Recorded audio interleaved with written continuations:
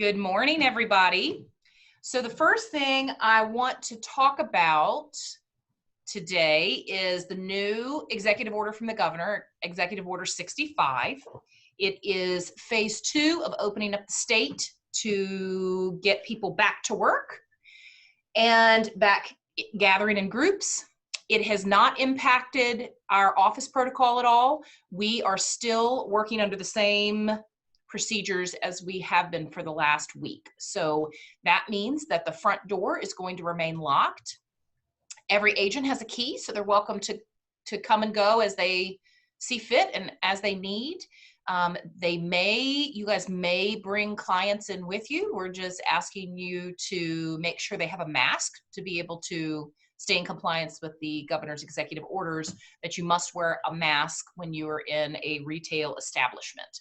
So that means that if you don't have a mask, again, Stevie Holcomb was so kind to make masks for us and bring them and leave them on the kitchen island in the office. So if you need a mask, help yourself.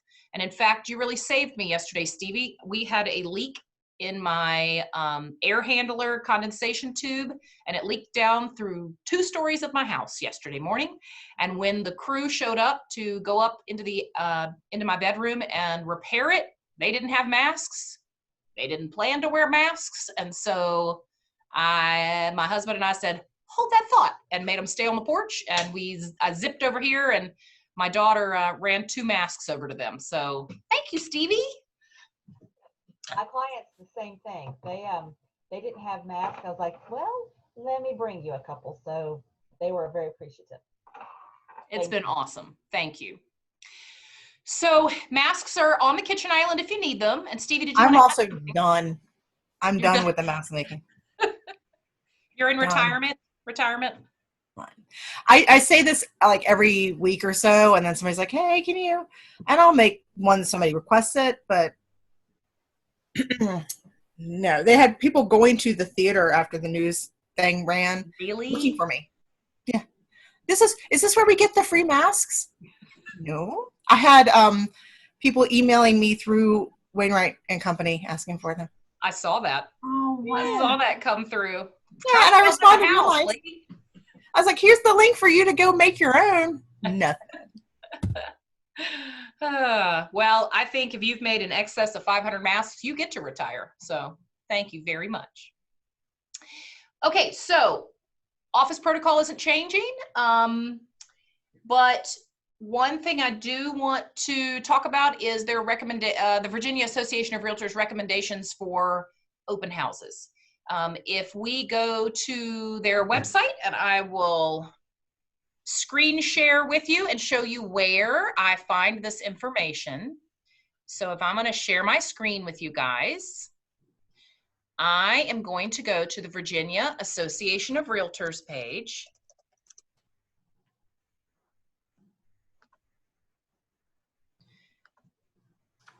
And when I go there, one of their banner pieces is about COVID-19. Or there's also this red banner at the top that you can click at any time, and it's going to take you to their COVID-19 coronavirus resources and updates page. So when you go here, you'll see that they have a link to Executive Order 65. So if you click on that, it's going to actually take you to the governor's page, and it's going to have the actual executive order. So no more basing it off of, basing your knowledge off of somebody's Facebook post. You can go right here and actually read the executive order for yourself. And it goes into restaurants and dining establishments, breweries, farmers markets, brick and mortar retail businesses, fitness and exercise facilities. So it's going to go over all of that for you. So if you're looking for something to send to your clients, just to say, hey guys, just thinking about you and wanting to make sure you have it from the source, you could download this as a PDF and send this to your clients. And just every time that a new executive order comes out, you can send that to your database just as a personal service for them. So it just gives you one more reason to be reaching out to them. Now on the resource page, let me go back there. If we go a little further down, And again, this is on the Virginia Association of Realtors website. It's going to talk about how some of the general district courts are starting to reopen, which is good. We need the court systems functioning fully. And then it's going to have this section on instructions for applying for benefits for the unemployment filings. So realtors are eligible. And if you have not done so, you may. I, of course, urge you to speak to your CPA or your accountant to see if that's a good choice for you. And they do have some forms about it and a resource from the National Association of Realtors about the unemployment benefits. And if you go down a little further, you're going to see that they have a section here with a frequently asked questions regarding Executive Order 65, because you see that this was updated yesterday. So because of that, I know it's going to be in regards to Executive Order 65 because that's the most recent executive order. So when we look at this, it starts talking about Executive Order 65 and the safer at home. This is just phase 2. And this is, the question is, does this change how you conduct business? No. I'm still going to be wearing a mask. I'm still going to be asking my clients to wear masks. And sellers who are welcoming us into their home are still going to be expecting us to be wearing masks. But the one I really want to talk about today is this one. Are you allowed to hold open houses? Now, no one ever said we definitely could not. It was the recommendation of the Virginia Association of Realtors that we not. It certainly was not a law saying that we couldn't hold open houses. Instead, what they were saying is, if you do not feel comfortable or capable of complying with Executive Order 63 while holding an open house, then you should not be holding an open house. And in this market, it is a funny market.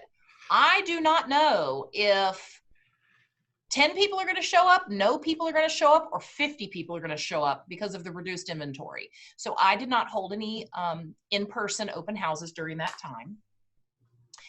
I know some agents did, but very, very few. However, Jennifer and I were noticing about a week and a half ago, that we started seeing more advertising on Facebook and on MLS for open houses that were coming up. So it definitely is starting to trickle back into our market, and I'm starting to see agents hold open houses. So what the Virginia Association of Realtors has done is they have given us some guidelines here so that it's not you being the bad guy. Instead, you're saying, you know what, our state Realtors Association has made recommendations for while we're holding open houses that we should comply with these best business practices. These are not laws, you guys. These are best business practices as recommended by the Virginia Association of Realtors.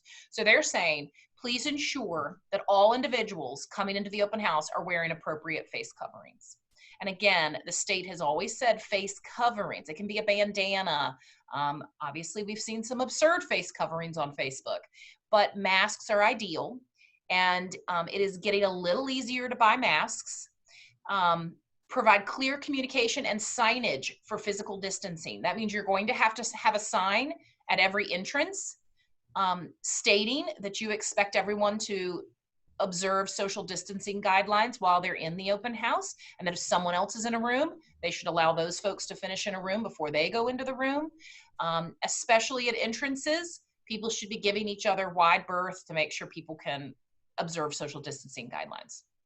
Limit the occupancy of physical spaces. So you may have on your sign on your open house door, you know, no more than 5 people will be allowed in the home at any given time, or 10 people, whatever it is you feel comfortable complying with, or that you feel like you can handle within the open house. Practice routine cleaning and disinfecting of high contact areas and hard surfaces at least every 2 hours. I would recommend you do it every hour. If you're working an open house, at every hour, take those wipes, wipe down all the hard surfaces, anything folks might have touched, refrigerator doors, countertops, doorknobs, the part of the screen door that you push open, any of those areas that you suspect people have been touching. That includes bathrooms. So we're going to be cleaning bathrooms during open houses now. So we're going to be cleaning any handle on the toilet that they may have touched, certainly the wash handles on the sink, and anything else you think someone may have touched as they were in the house. Provide a place for individuals to wash hands with soap and water. and provide alcohol-based hand sanitizers containing at least 60% alcohol.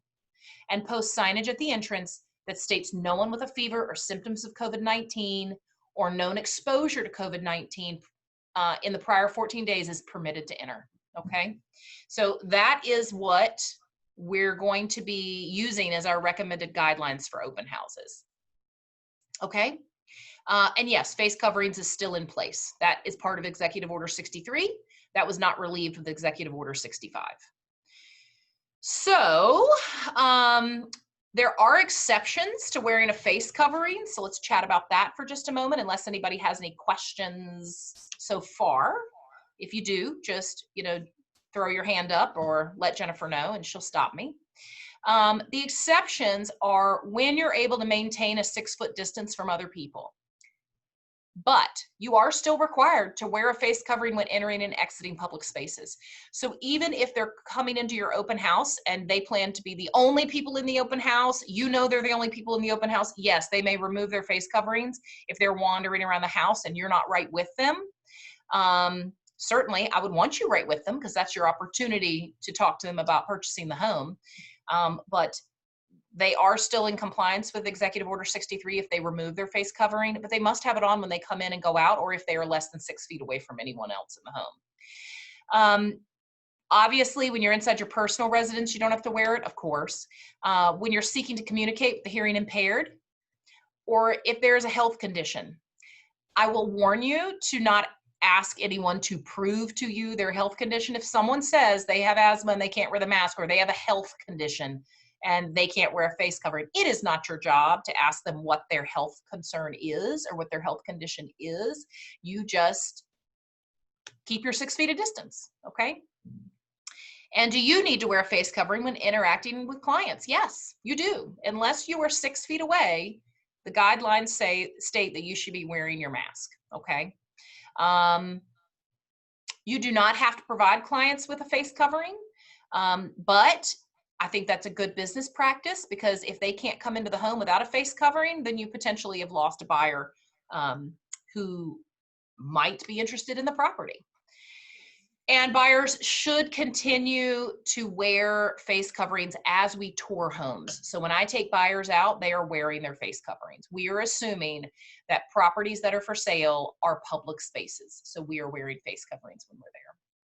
Okay, I'm going to stop doing my screen share here and we can get back to some questions. Anybody have any questions about any of that? Anybody excited about getting back to holding open houses? Y'all are a quiet bunch this morning. Actually. Yes, Deepak. What about people, they are hard-headed, they're like, well, I don't want to wear a mask. We all have those. Well, I think you have a couple of choices. Do I want you to become, a citizen's arrest kind of person? No. However, it is certainly within your power and your authority to say, you know what, I'm so sorry, but I am here holding this open house for my seller. My seller has asked that everyone wear face coverings and comply with Executive Order 65. So make sure you're having this conversation with your seller. We should be asking our sellers, what are you comfortable with while folks are in your home? What would you like to see them comply with? And what they may say is, I don't know, Ashley, what do you think? I'm going to fall back on the Virginia Association of Realtors guidelines, right? So I would say to my seller, I think the best course of action is for us to support the Virginia Association of Realtors recommendations. And with your permission, seller, that is what I'll post on the door, and that is what we'll enforce. And by enforce, I don't mean necessarily turning people away, but educating them at the door and saying, I'm so sorry, I am dying for you to see this house. Unfortunately, our state Realtors Association has asked us to have conversations with our sellers about what they're comfortable with. And the seller and our state association are encouraging us to comply with our state association's guidelines. Those include wearing a mask for, anyone coming into the home wearing a mask. Do you have a mask? May I give you a mask? And if they say, no, I have a health condition, I don't need to wear one, you're stuck. That's their prerogative to say that. And they do not have to disclose to you what that health condition is. Now, you are certainly within your right to say, okay, well, I'm going to step over into the kitchen while you enter the residence and allow you your time to look at the house. But, and you also are completely within your right if the seller says, I don't want anyone in there without a mask, to say, I'm so sorry, you're not going to be able to tour the home today. You do not have the right to ask them their medical condition. You also Right. do not have the right to force them to wear a mask, but you don't have to allow them entrance. You know, you can say, I'm so sorry, my seller has health concerns as well, and they have asked that no one come into the home that isn't wearing a mask. I'm so sorry you won't be able to tour the property today. Call me if you're having any problems. It shouldn't escalate. I know you guys wouldn't escalate any sort of situation. If you have a visitor who is escalating a situation, then call me, you know, and we'll work through it. Also, you know, it's not the worst thing in the world to just close up your open house and lock up the house and go if you're having someone who's giving you an issue. Do not stay in a situation that potentially could be harmful to you, okay? All right. Thank you. You're welcome. You're welcome. Anybody have any other questions or concerns? Does anybody feel like they might start doing open houses again?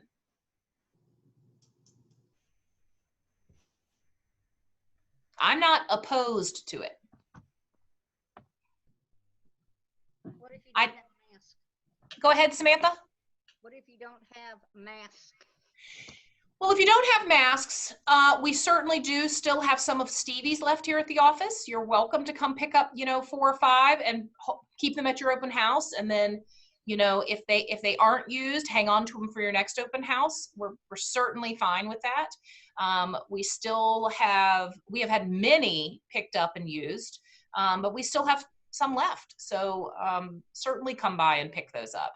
Also on Facebook, you'll see when people do shout outs and let them know exactly. Stevie's saying True Value and Ace Hardware have them. So those are the single use masks. And if you watch Facebook, people are making posts about where they're finding face masks. Yep. I'm just glad the gloves recommendation has gone away. Right. Ooh, that was rough, man. A set of gloves every time we saw. So I had some buyers the week all of this broke out. I must have gone through 20 pairs of gloves and, you know, several masks, just trying to get our arms around what all this was going to be. So I'm very grateful that it seems like gloves are no longer required. So at least not in the line of work we're doing. So That's a lot of waste. it is a ton of waste. Yeah. Yes. And I'm a bit of a recycling hippie and it was really bothering me. So, all right. Who else has questions about that? What about if the house is vacant? If the house is vacant, that is still a public space. So you are still required to comply with Executive Order 65, and the parts of Executive Order 63 that are still in place, which is face coverings. So even if it's a vacant house, you have to wear a mask. Yep, when entering, at least when entering and exiting. And if you're staying 6 feet away from people, then you can remove your face covering. Well, and I'll go on record that I showed a house last night and my folks did not wear masks. I wore masks, they did not. She does have asthma and I'm not sure that that's the reason, but that was their choice. I couldn't force them to put it on. I wore mine and we were fine. So it does happen. You're going to have people that just won't wear them. Okay, I want to chat about a different topic, but first, I want to tell you a funny story that happened to me last night while I was in an open house. Not an open house, excuse me, while I was touring one of Mark Nichols's listings. And I was teasing Donna and Jennifer that I had a hilarious story to share with them. And I'm just going to share it right now and embarrass myself in front of all y'all. So y'all know I'm a know-it-all. Y'all already know that I know everything. So we were in this house and they had one of those little Alexa, Google, whatever, those little round ones, right? Well, I'm in my mask, my client's in her mask. The other 2 folks who were with us were in their masks. Well, my client was looking at the little Google thing and she was talking to it. She was saying, you know, hey, Alexa, and couldn't get the Alexa to respond, right? So being the know-it-all that I am, I'm like, Tanya, I think that's a Google. So I go over there and I'm like, hey, Google, not working. She's standing next to me going, Google, Google. And then at the exact same moment, we both read the writing on the top of this thing, and it says doTERRA. And it was it was one of those essential oil diffusers that looked just like a Google or an Alexa. So we two idiots are standing there shouting into this doTERRA essential oil thing, and the partner and the friend are over there literally bent over dying laughing at us that we've been shouting into a doTERRA essential oil diffuser. And I did tell her, listen, you don't have to feel so bad. You just thought it was an Alexa. I corrected you and told you which one it really was because I'm a know-it-all. Oh, God, it was really funny. So I've already decided she's trying to buy that house. I'm going to order that exact doTERRA essential oil diffuser, and that's going to be my housewarming gift for her. Oh, goodness. Okay, let's move on to the next topic. Stevie had an excellent recommendation for us to have as a topic today, and so I want to touch on that. She has had several experiences where sellers are using non-licensed contractors to perform work on the property. And even one step further from that, we've had several occurrences where the seller themselves do the work and then say, oh, well, sorry, I already did the work, you know. It puts the buyer and the buyer's agent in such an awkward position where, you know, that's not okay. It does actually put them in breach of contract. The sellers are in breach of contract if they perform work themselves without it being agreed upon in writing by all parties, or if they hire a non-licensed contractor. So I'm here to warn you, when you are a buyer's agent, please check for licensing on the contractor that you're going to be using. It is very easy. You search for it the same way you would search for your own license on DPOR. You're searching for them. Now, you may need to ask them what their business name is or how they're licensed. It's even easier if you just ask them for their license number. Say, hey, that's great. I'm excited you're coming out next week to do the work. Can I get your license number? Because I need to share that with the other agent because our contract requires us to use licensed contractors. Now, this is when you would find out that they say something like, oh, well, I mean, I have a business license. That's what you mean, right? No, that's not what I mean. I don't mean, do you have a business license? I mean, are you licensed with the state as a contractor? And that's when you're going to find out whether you can use that contractor or not. Okay. Has anyone had that experience? Stevie, would you be willing to share some of your experience, please? I usually check as a buyer's agent. I do more I work with buyers more than with sellers. And even when I'm a seller and I'm hiring a contractor, even if it's somebody I've used before, always check on DPOR before, because their license could expire. The very first time it happened, this is about the 5th or the 6th that I know about. It was discovered we had some trouble getting the repairs done, and it was discovered in an email chain with me, my broker from my old firm, and the broker from the new firm that his license had expired 4 or 5 years ago. This past time I got a invoice for repairs, and thankfully we have 2 weeks until we close. And I got this invoice and it wasn't complete. It had half of the things that we had agreed upon in the invoice. And so I went to the removal contingency and I started, typing up the thing. And then I decided to go look on DPOR. Couldn't find him. And I said, could you ask him for his license number, please? Because I can't find him on DPOR. A couple days go by, called her and I said, hey, did you get that guy's license number? And are you working on the other repairs we agreed upon? And I get a text the next morning that said something along the lines of, the contractor I used didn't have a license. He said it wasn't required where he lived. And then she said, don't know what that means, but I'm meeting with another contractor at the end of the week.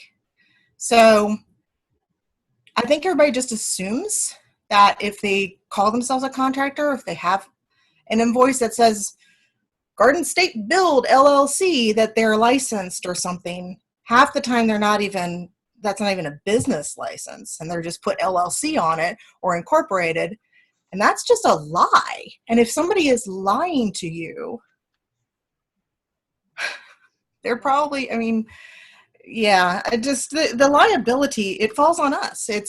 When you hire a licensed contractor, you're taking the repairs for that house and you're putting the onus on the licensed contractor. And if you don't, the onus is on you. So that's not cool. I always check, but this is like the 5th or 6th time. Anyway, that's my story. So I have a story. My homeowner, we got the repair request, and from the time they had moved out of the house, took major pride in his house, was hurt at some of the repairs that were brought up at the home inspection because he could not believe that his house had faults. But there were 2 things that they hadn't even asked for yet. But when we got the report, he was looking through the report, and one was a crushed downspout, and the other one was the screen storm door on the back door. Evidently, we had a windstorm, and it blew it, and it broke a piece across that held the window or something. I'm not sure what it was. So he had seen those. He never mentioned it to me. However, when we get the repair request over, he's like, oh, well, I already took care of those 2 things. And I'm like, you can't take care of anything. But he said, well, I mean, it's my house. It's my house, and that door, that just happened. I can't have that just looking bad. I have to fix it. Like, he fixed it right away when he saw it on that report because he didn't realize that it was broken. He said, if I rode by there and saw it, I would have fixed it. And I'm like, oh my gosh. But luckily, I have a good contractor that checked the repairs and is going to sign off on it. But, I mean, I think sometimes the homeowners, especially in my case, he just took such pride in his house. He just jumped the gun. He knew he wasn't supposed to do anything. But he's like, no, I mean, I can't leave it looking bad. And a shutter had gotten just torn apart with the windstorm on the front. And he's like, I'm going to fix that shutter. I'm like, you're not fixing the shutter. Don't climb up there. You're not doing anything else. But my contractor is going to sign off on it. And, of course, they were okay once I told the agent what had happened. And, I mean, you can get another contractor to sign off on the repairs made by a handyman or something, or the owner. I've had that happen, too. And that's fine. But I think a lot, I've told this story. I've told this to other agents that I check license numbers, and they're surprised. This is why I mentioned it to Ashley that, am I the only one checking license numbers? Because there's no one to go to. If it breaks a week after closing, there's no one to call. Of course, contractors could say, meh, and some contractors do really terrible work. Let's face it, we know this. Right. But it's their license on the line and not ours. And this house I have under contract is, and the agent who did this just didn't check. And she might have used this guy over and over for all I know. Right. I actually had an instance where my folks wanted to use a home inspector, and I had not used this home inspector before. And it was right at the time where it had switched over where they had to get their license through DPOR and all that good stuff. So the new regulations were in place. And I'm like, okay, well, I need his information. So when I reached out to him, he just beat around the bush about being licensed the correct way. Finally, I realized he wasn't.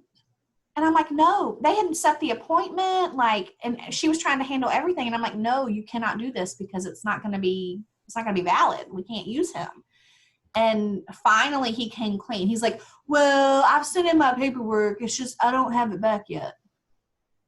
I don't think he ever sent in his paperwork because I looked months later and he hadn't been licensed. So you do have to pay attention. You do have to do your due diligence and make sure, because then it is on you. No, if you agree, if all parties agree that it's okay that they used Uncle Fred or whatever, that's a different story. But I've had some agents say, oh, that's not a big deal.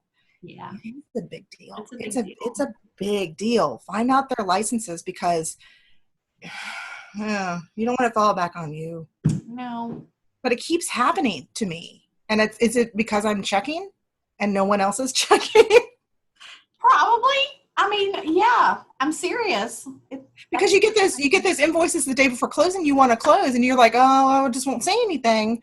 Well, if you just don't say anything and you just don't do anything, it could come back on you. And even if it's a day before closing, if they're using some guy they met at Lowe's and you get this official looking invoice with all the stuff on it, and everything looks good. And yes, licensed contractors can do bad work, but you get this lovely invoice and you just don't think to look. And I've just heard other agents tell me it's okay. It's not. Okay, I'm done. No, but if you're listing a house and before it goes under contract, aren't you okay to have somebody fix it?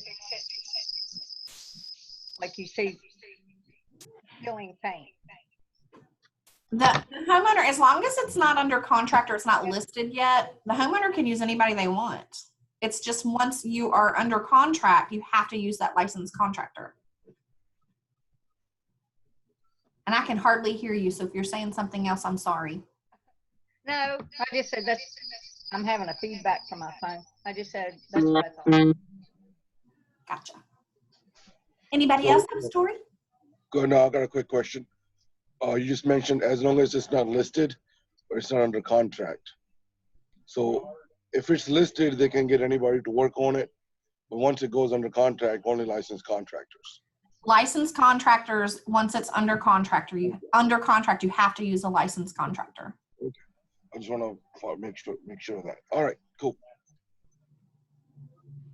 Anybody else? We lost Ashley. I'm not sure what's happening. She doesn't have anything else on her list. Does anybody have any new listings coming up that they would like to share? Or I got my 15-acre farm I'd like to get sold. where is it? It's in Buchanan on Boblett's Gap Road. And it's beautiful. And it's a working farm, acreage and land. Like, Yep. tell us about it. It has horse trails, riding trails, barn, cross fence, water, electric fencing, 80-foot ranch with a double car garage, separate garage. It's just really, really pretty. It's got a 70-foot deck on it and lots of wildlife. It's just beautiful. Very good. Does it have a home on the She's got a property? contract on something else, so she'll take an offer. Sam, does it have a home on the property? Yeah, 80-foot brick ranch. 3 bedrooms, 2 baths, master suite with a private bath. What do you ask? Sorry, what's the sales price? We have it at $375, Hmm. but Okay. she has taken a lower offer because she wants to buy this other house she's got under contract. So she's willing to negotiate some. Absolutely. Perfect. Sorry. Rooster is crowing. We had 2 of them and they were they were fighting. So now we just have 1 and it's a whole lot better because they were just going back and forth and back and forth. I have a new listing coming on this weekend. It's a 3-bedroom, 1.5 bath on 5 acres in Hardy, and it's really pretty. And we're going 205, and the seller is offering $5,000 towards carpet allowance with a full price offer. Nice. It'll be on Friday.